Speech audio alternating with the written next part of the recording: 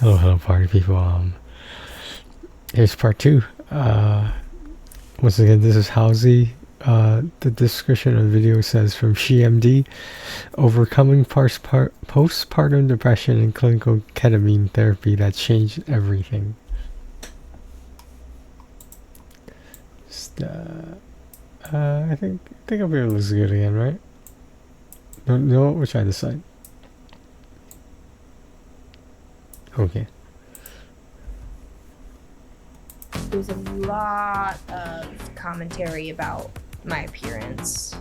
A lot of commentary about my appearance, about my weight loss, the weight loss in my face, about my hair loss. You know, it was, and a lot of the accusations were sort of for the worst, you know, the worser of the types of accusations. And a lot of what I was hearing was that I was irresponsible for looking that way and having a platform in front of young women.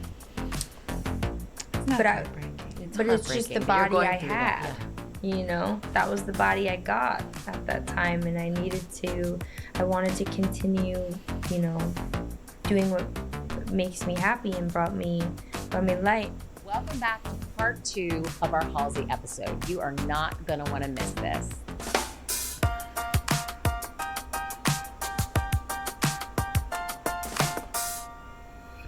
I don't think we were probably planning on getting into this, but, you know, I have no problem talking about it. I'm so grateful that you recommended the ketamine clinic to me. Oh my God. Thank you. I want to cry if you talk about it. Yeah. It changed my life. It changed my life. You know, I don't think that I would be able to sit here and talk to you guys about what those past 2.5 years were like if I hadn't had that experience. But the reason you recommended it to me is because you were like, Ashley, this is what I would do. And I was like, cool. Whatever you would do is what I'm going to do. She's had so much trauma this past 2 years. So much.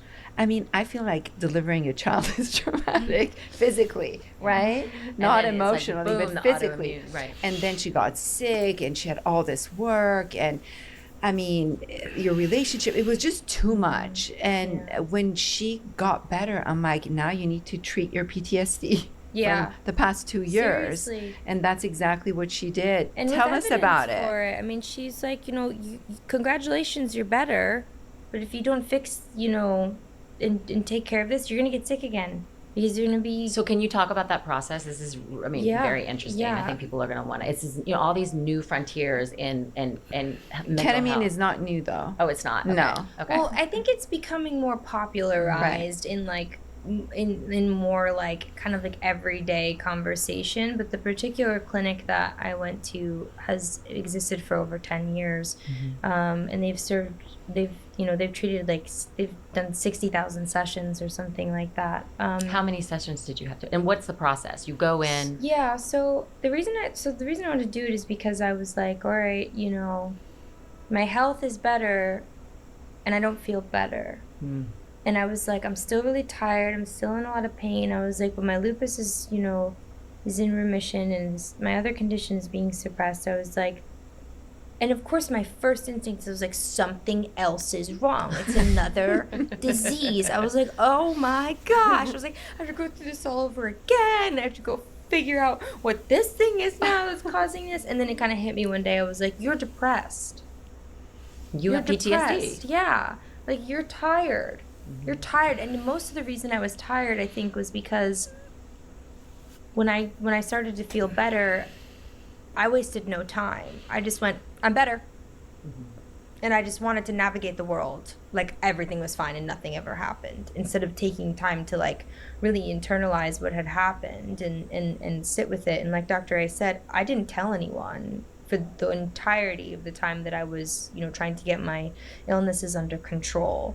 I went to, with doctors being heavily involved, you know, I did concerts. I performed in front of like 50,000 people in India or in Mexico or in Spain, or I did Fashion Week. You had a broken toe at some point. I filmed a movie. I know. I shot a movie. I mean, I was just, you know, I needed to keep doing. It wasn't that I needed to keep working. It was important to me to remain creative, because that was what was helping me. you know, was being able to be creative during this time. And, you know, I think it was hard though, because I was really internalizing a lot of it. I wasn't talking to people about what I was going through. And I felt a lot of shame because there were things I couldn't do or things I had to say no to, and people would get really upset not knowing the circumstances, and they wouldn't take a vague answer. I couldn't say, you know, something's come up, it's something with my health for personal reasons. It's like they wanted the specifics to know if the answer was good enough for them, you know, instead of just understanding that I quite simply am saying no. Yeah. There was a lot of commentary about my appearance. Wait. So back up. What was this movie she's referring to? I gotta look this up. A lot of commentary about my appearance, about my weight loss, the weight loss in my face, about my hair loss. You know, it was, and a lot of the accusations were sort of for the worst, you know, the worser of the types of accusations. And a lot of what I was hearing was that I was irresponsible for looking that way and having a platform in front of young women. With the exception of the young women part, I went through something similar. Obviously not on this scale, but yes, people assume the worst, and that's just the way the people are. Doesn't matter if it's the press or not the press. It's by press. I didn't say the press. I said press, as in, like, you know, the newspapers, etc., magazines, talk shows. It's not But heartbreaking. it's just the heartbreaking, but you're body going I through that, had.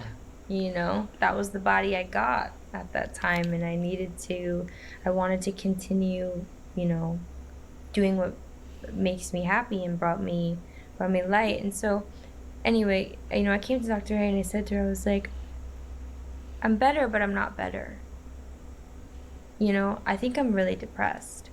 And initially I had asked her about, you know, SSRIs, or, you know, what she kind of thought. And the conversation about doing ketamine infusion therapy came up, and I'd heard about it and I'd considered it. I did it. I mean, I went like 2 days after you brought it up to me. I was like, get me in the first appointment. I was like, I had done a bunch of research. I tell you, called she listens. I know. I was like, I'm there. I'm there. And you know, basically the way that it works is you go to the clinic, you have a psychiatric evaluation. Ketamine is really helpful for like really stubborn depression that doesn't respond well to SSRIs. For like clinical depression with longevity, so people have been depressed for like really long periods of time. It helps with suicidal ideation, complex PTSD. There's even some like suggestion that it can help with anxiety, OCD, and especially postpartum depression, which I realized I was still experiencing. That was my light bulb moment, was that I had postpartum depression. I got sick. I still had postpartum depression. I started getting better. I still had postpartum depression. You know, my son's not even, you know, depending on when this comes out, either maybe just turned 3 or, you know, so at the time he's 2. It's very realistic to still have postpartum depression after 2 years, especially given the circumstances of events that had occurred. Wham bam situation. Wow. Yeah. And so, but I was like, you know, again, and this is with the self-forgiveness thing, where I was like, well, I shouldn't still be postpartum. It's been 2 years, you know. And I did some research, and I was like, oh my gosh, you know, this can last a year, 2 years, 3 years, 4 years sometimes for some people. Especially if you've had a traumatic labor, or if you have, you know, experience with loss, like attributed, and then you have a successful pregnancy. You know, there's a lot of reasons why it can happen. So you go to have a consultation, they give you a psychiatric evaluation, you come back, you sit in a chair. This is my experience of it. Basic vital signs, you know, like blood pressure, pulse ox, sit you down, they obviously explain the whole process to you. And the way the process works is that they hook you up to an IV, they put an IV catheter in, they flush it, sometimes they give you an anti-nausea medication, and they prepare to begin a drip of ketamine. And the way that the ketamine works is it creates sort of like a dissociative experience. It's perfectly safe. They use it in ERs a lot, especially when they operate on children. It's really common for kids with like broken bones or like kids who need surgery, as like a pre-anesthetic. Anesthesia. We use it for a lot of full cases. anesthesia. Yeah. And so, you know, your memory is completely intact. I had full motor control of my body. If the way I would explain it is, you know, we all have our imagination of what like a psychedelic experience is like, you know, cartoons and dancing bears and like whatever else. This feels more like a dream. It's more like you're having a really intense dream. And there's like, you know, some body warmth and calmness as well. But the reason why it's different than other psychedelic therapies is because they can titrate the dose, which means that they can give you more if you need it, or they can give you less. And because it's from an IV, the effects of that can happen almost immediately. But how do you know if you need more or less? Well, you usually won't know that you need more until you've already done it a couple of times. Okay. Also, the doctors look for a clinical sign that the ketamine is working. What they'll do is they'll take a finger and put it in front of your face, and they look to see how your eyes go. If your eyes sort of stutter across, it's called I can't remember what it's called when your eyes do that, but it's essentially a sign to the doctor that the ketamine is working the way it's supposed to. What does that mean? Well, the way it's supposed to work is that it creates a disassociative, you know, sense of self, kind of. For me, it allowed me to process really difficult thoughts and feelings in a way where I felt really safe and borderline apathetic about them. I mean, apathy is maybe the wrong word. A lot of people have a different experience. They cry, they laugh, they relive old trauma. For me, I started going back, way back before I was sick, to old trauma, my first session. And it was almost like my brain was talking to me and was like, you don't need to do that. You're over that. And I was like, oh, okay. And then I kind of started traveling, you know, to the newer stuff. Bonjour, it is I, Jean-Pierre, baby food sommelier, and today we are sampling beach nut Okay, did y'all know you should be taking a prenatal multivitamin before you're pregnant? I recommend Ritual's Essential Multivitamin for Women to all my mamas and mamas-to-be because the ingredients are simple and pure. So many vitamin brands contain excess nutrients that our body doesn't even need. And the last thing you want to do when you're pregnant is shift through the supplement easel trying to figure out what to take. When I was pregnant, it was so hard to know which prenatal vitamin was the best one. Sometimes I felt sick and I didn't want to eat, so having the best prenatal was very important to me. 95% of pregnant women are not getting their recommended daily intake of key omega-3s. But with Rituals Prenatal, you get 250 milligrams of eco-friendly vegan omega-3 DHA in every serving. Ritual works with world-class certification bodies to validate their products. It's research-stacked and science-backed, so you can rest assured that you and your baby are getting the nutrients you both need. Why settle for a multivitamin you're not 100% sure about? Ritual was literally built on trust, so you know it's the real deal. Get 25% off your first month for a limited time at ritual.com/GMD. Start Ritual or add Essential for Women Prenatal to your subscription today. That's ritual.com/GMD for 25% off. A clean, non-toxic home environment is so important, especially when you're trying to be proactive about your family's health. That's why I recently made the switch to Branch Basics. I learned about Branch Basics on an episode of SheMD, and I found that unlike your usual household cleaners, Branch Basics allows you to clean without compromise. It's free of fragrance, hormone disruptors, and harmful preservatives that wreak havoc on your health. There are so many things in life that are out of your control, but cleaning with safe cleaning products is not one of them. Branch Basics Premium Starter Kit replaces all of your harmful cleaning products in the home. Save 15% off your Branch Basics Starter Kit when you use code SheMD at www.branchbasics.com. Again, that's code SheMD for 15% off when you purchase a starter kit from Branch Basics.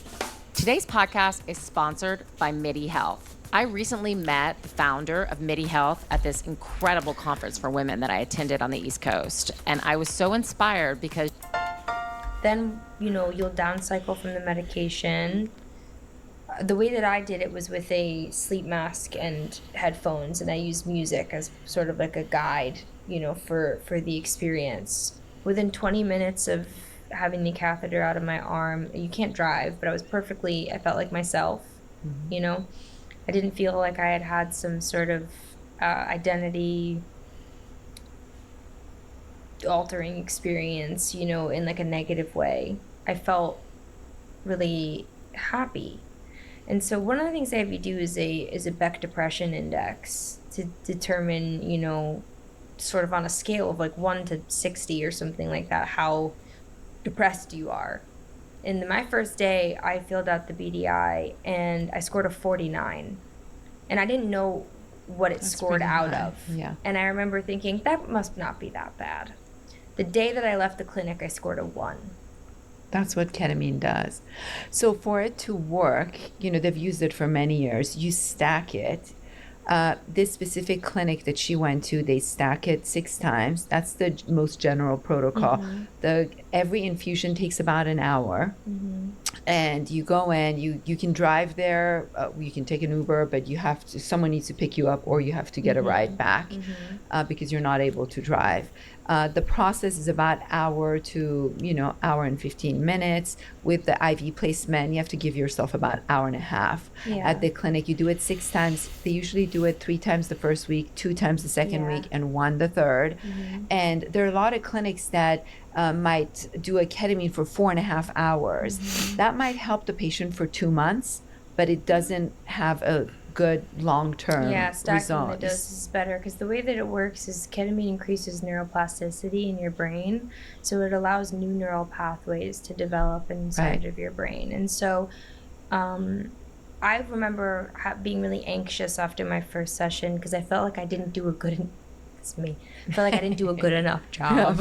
I didn't do a good enough job with ketamine. I swear I said it to the psychiatrist who came in to speak to me afterwards. I was crying and I was like, I just feel like I'm not doing it right. And like, I'm going to do it wrong and it's not going to work. And he was like, listen, Ashley, listen, you could go float to, the Alps in your session. It doesn't really matter, specifically if you're not there to unpack like complex repressed trauma. If you're there for depression, especially, like he was like, you could go be in Bikini Bottom, like, you know what I mean? He's like, we don't care like where you are. He's like, what happens is 72 hours after the infusion is when neuroplasticity is at its highest. So that's your opportunity to go home and to make lifestyle changes, or to journal, or to deal with feelings, or to think about, tough decisions you have to make in your life and see how you feel in this state.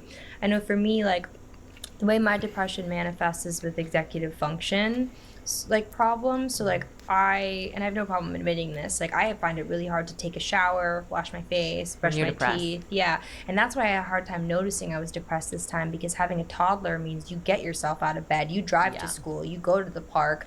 And I was like, well, I'm doing all these things, so I must not be depressed, because last time I was depressed, I couldn't get out of bed. I had a harder time noticing it because I was showing up in my life, but I wasn't present. I didn't feel like I was in the driver's seat. So what I did is, I went home and I was like, okay, every day for this 2.5 weeks, I'm going to make sure that I wash my face in the morning, wash my face before bed. I'm going to take a bath. I'm going to do yoga. I'm going to spend meaningful time with my son, and I don't mean meaningful in terms of quantity. I mean quality of time. I'm going to think about the relationships in my life, what's serving me, what's not. Do I have old contentions and old resentments I'm holding on to? Did you notice it right away? I noticed it after about the second session. Third, usually with the first session, all the negatives you texted come out. Me. Right? I was so happy you texted me. Dr. Wright texted me and said, good luck with your first session. Do not judge it after the first one. And I was so glad you did, because I left the first one crying. Yeah. The first one is very negative. A lot of trauma comes out. So a lot of people get scared and don't want to do the second one. But by the third, after the third session, they start feeling better and better. Yeah, I was making changes left and right in my life. I've never heard of any complications with ketamine, and I've referred patients for years. Yeah. And what shocks me, Ash, is that more doctors don't recommend it. I mean, it doesn't shock me, but it's just like nobody talks about it. Nobody talks about it. I was pissed, as I usually am when I discover something incredible that I was mad. I left and I was like, you mean to tell me that I was like on all these medications and I was struggling for so long, and like, nobody's talking about this? I left there like Oprah. I came home. I looked at my mom. I said, "You're getting ketamine therapy." I looked at my best friend. I said, "You're getting ketamine therapy." I looked at my boyfriend. I said, "Nothing's even wrong with you, but you're getting ketamine therapy." That's what Like, I you're all do. going to do it. This is the best thing that's ever happened. I must have sounded crazy, but they all saw such a legitimate change in me Right. that they're all completely, they're completely sold. How often do you Oh, who's this boyfriend? She's mentioned it in the first part one, but is this common knowledge? Is he like a famous person, or like why isn't it me? Because have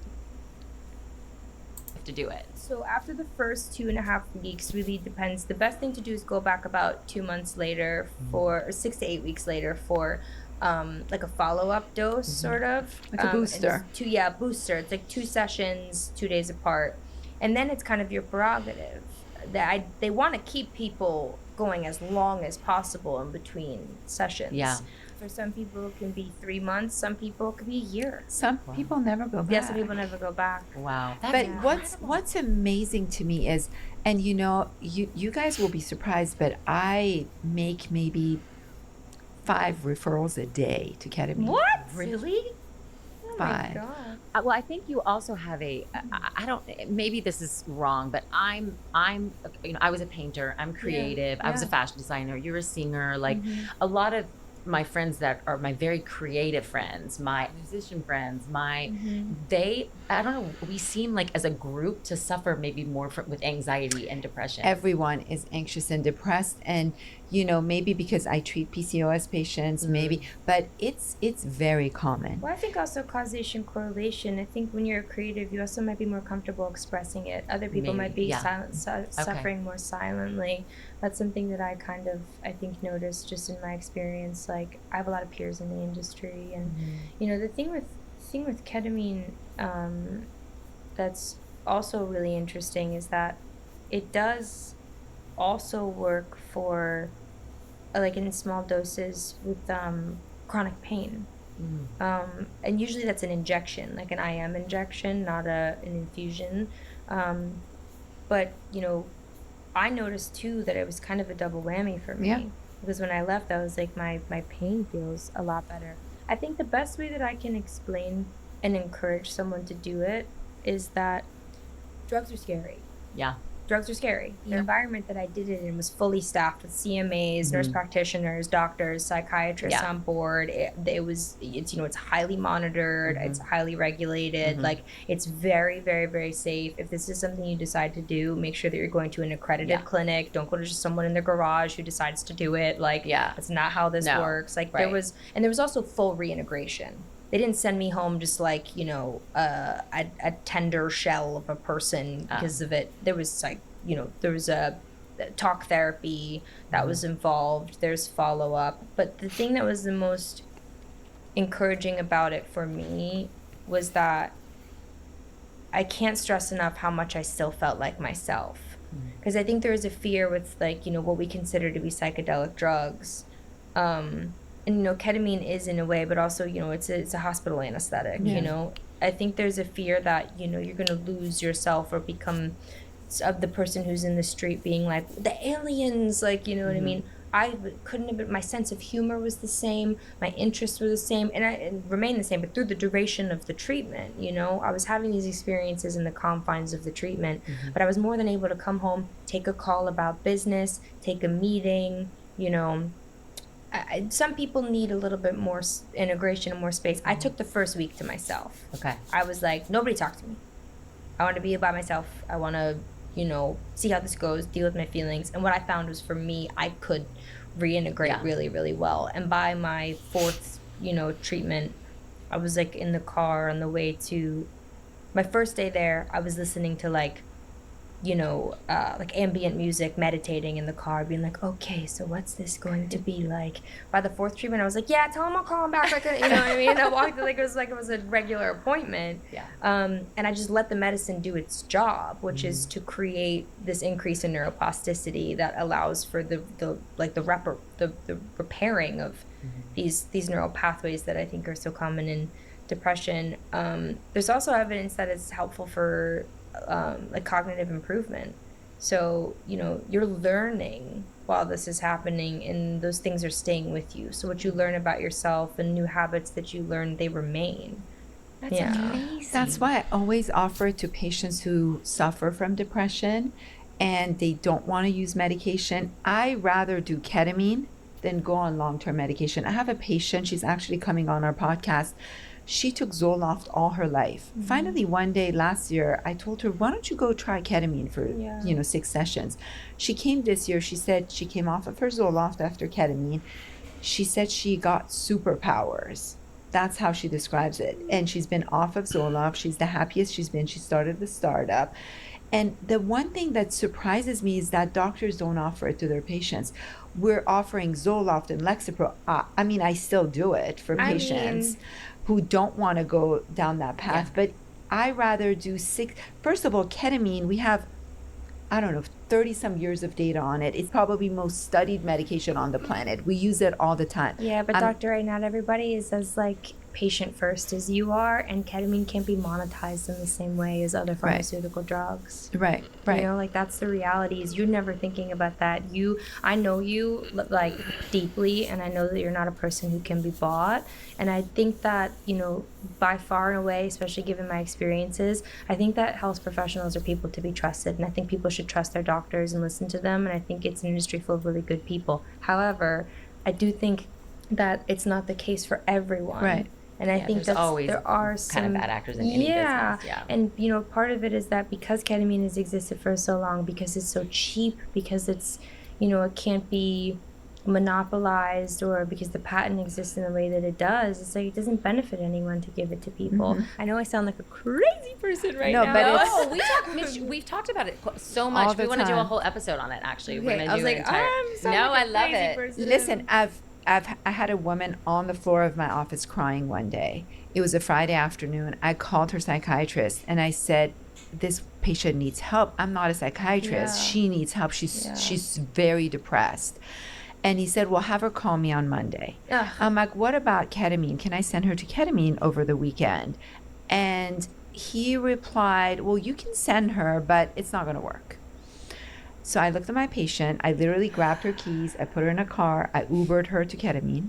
Yeah, 'cause she was really sick. You either have to hospitalize them, of course, but I didn't want to send her to the hospital because what's going to happen That's at the like hospital? a whole other Nothing. conversation, you know, what those environments are like. Right, especially now. And I'm like, you know what? I'm better off sending her to ketamine Friday night, like maybe Saturday, and then we'll do another one. By Monday, I'll have her out. And that's exactly what happens. Yeah. If you see her now, you'll never know this woman did ketamine. It was It's the first thing I'm going to do after I have my next baby. Yeah, postpartum. Are I you thinking said- about having a baby right now? I have a lot of work to do right now. Tell me what you're doing right now. Tell me. We care about everything, more than anything. What's next? Did you know that 80 to 90% of Americans suffer from some type of gut issue? I'm always hearing about how important gut health is, but it's hard to know what the right products to buy are. According to research, 99.9% of the probiotics in the market are BetterHelp. As a working mom of 5 kids, my schedule is beyond crazy. If you're a mom, you know exactly Is this that monetization monopolizing they're talking about? what it's like to juggle kids' activities, work, family, and everything in between. It's so hard to put yourself first and so easy to let your own needs fall by the wayside. That's why I'm so excited to partner with BetterHelp, because therapy has been a game changer for me. It gives me the support I need to navigate my busy life and all the responsibilities I have. BetterHelp is a convenient online therapy platform where you can schedule sessions that work with your schedule. All you do is fill out a short questionnaire to get matched with a licensed therapist. And what's great is you can switch anytime you want so you can find the right fit. Even when it feels impossible to find that time for yourself, through therapy, I've learned that taking care of myself is the best way to take care of everyone else. Never skip therapy day with BetterHelp. Visit betterhelp.com/GMD today to get 10% off your first month. That's BetterHelp, HELP.com/GMD. You know that smell of the beach and the fresh ocean breeze on a hot summer day? It's one of the reasons that I wanted to move to Los Angeles.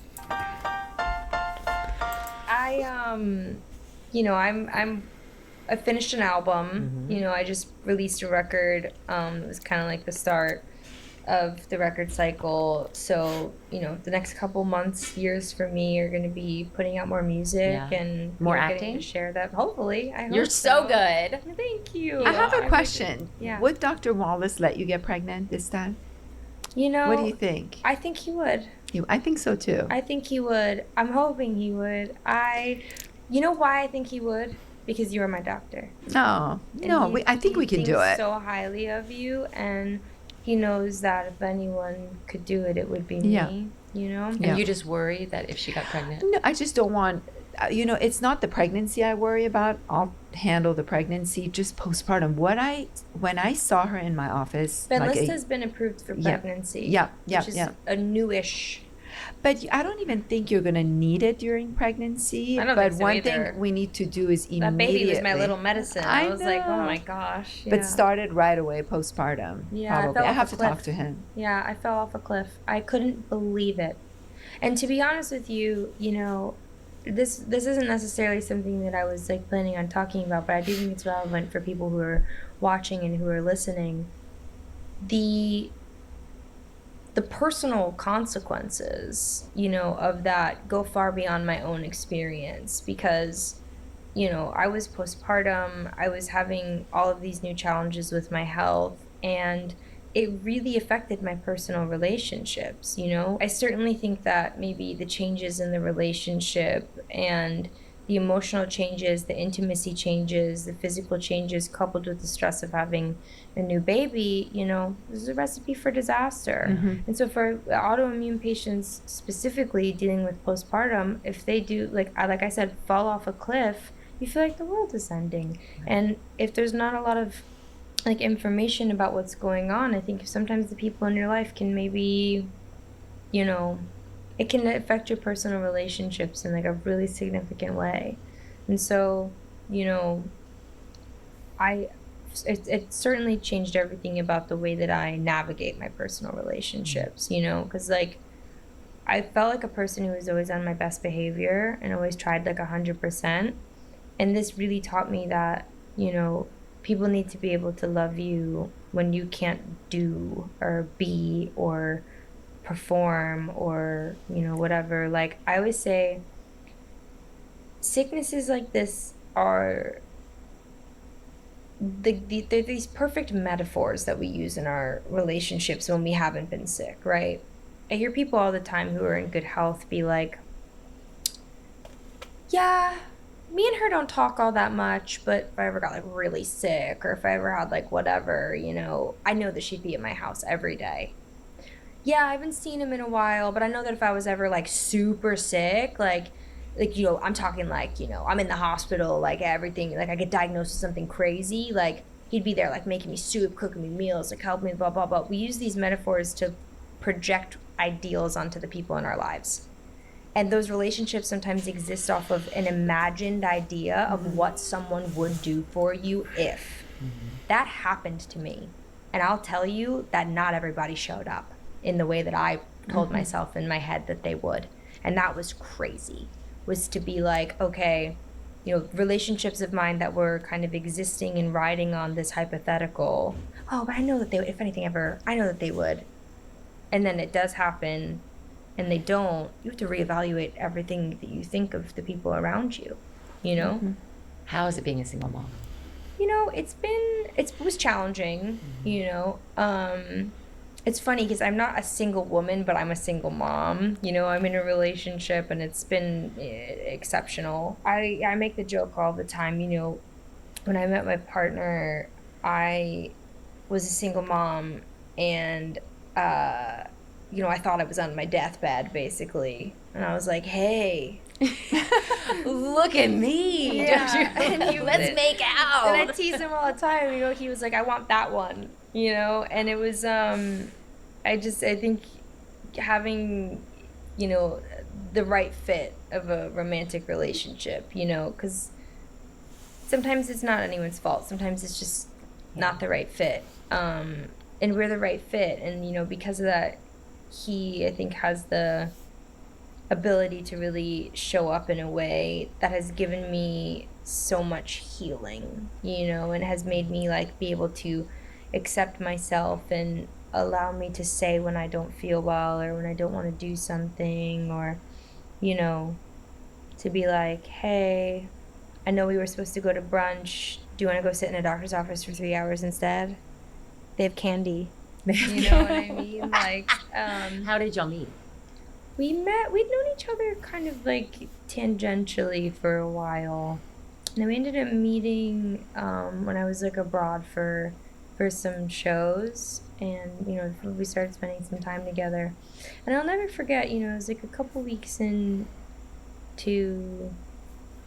talking to him, and I was like, wow, I'm having two very new experiences right now, which is, one, I have to explain to this person the reality of that I'm, you know, like, I'm a single mom, like, and how this is going to make everything about this different.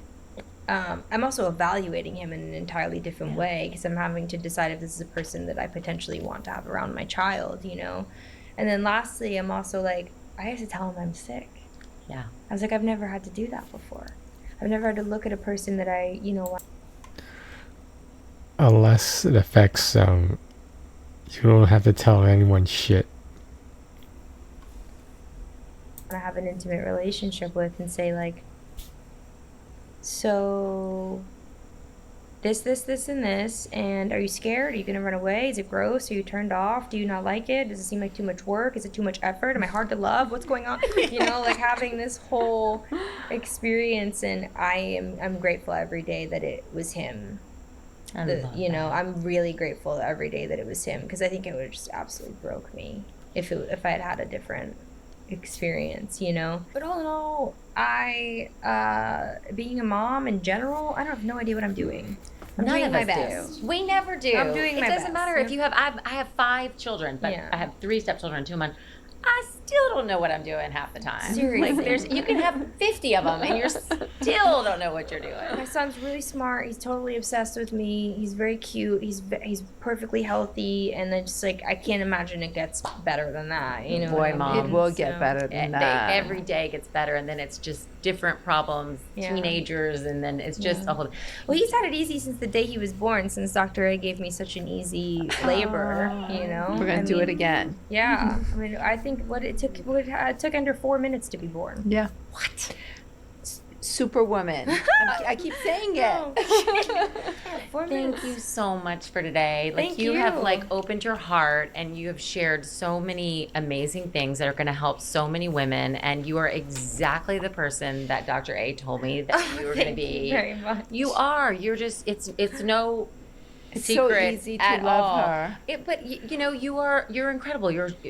So it's no secret of why you are where you are, because light will follow you, and you will continue to do these amazing things. And I can't wait to meet baby number 2. I really appreciate that, and I really just want to thank you guys both. Obviously, Dr. A, you know, I have 1,000,005 things to thank you for, but also just for the fact that you do this, because, you know, so a common theme, I think, of so much of the things that I talked about today was that I just didn't know. I didn't know who to talk to. I didn't know who to ask. I didn't have the resources, and I didn't know that I'd be believed. And a lot of the time, I wasn't. You know, and so I think that this type of education is just so, it's paramount. You know, it's deeply, deeply important. And, like, you know, a podcast could save someone's life. An article could save someone's life. A Twitter post could save someone's life. You know, we've This seen podcast, this one with you, will save a lot of people. I agree. Yeah, You'll see. I'm certain of it, and I'm really grateful that I got the privilege to be a part of it. So thank you guys. We so love you. much. Thank you for opening up your hearts, your experiences, all of it. Love you. Love you too. Now can I go show you pictures of the baby? Yes!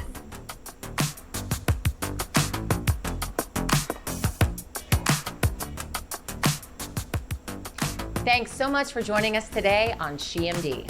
Remember, if you want to own your health, a good place to start is by following us on social media at SheMD Podcast, and by subscribing to our show on YouTube or wherever you get your podcasts.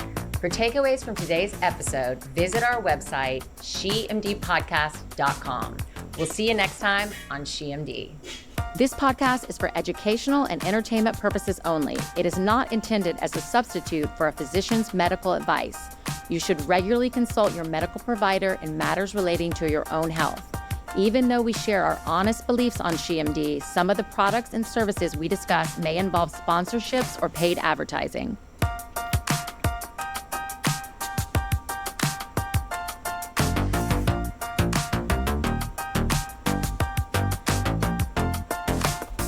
What does it take to face cancer with confidence?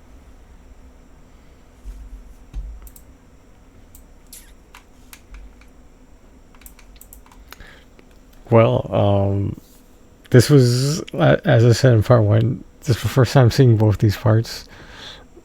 Not what I was expecting. Maybe I should do some more research into it, but honestly, like, I feel like I learned something. I feel like I learned a lot.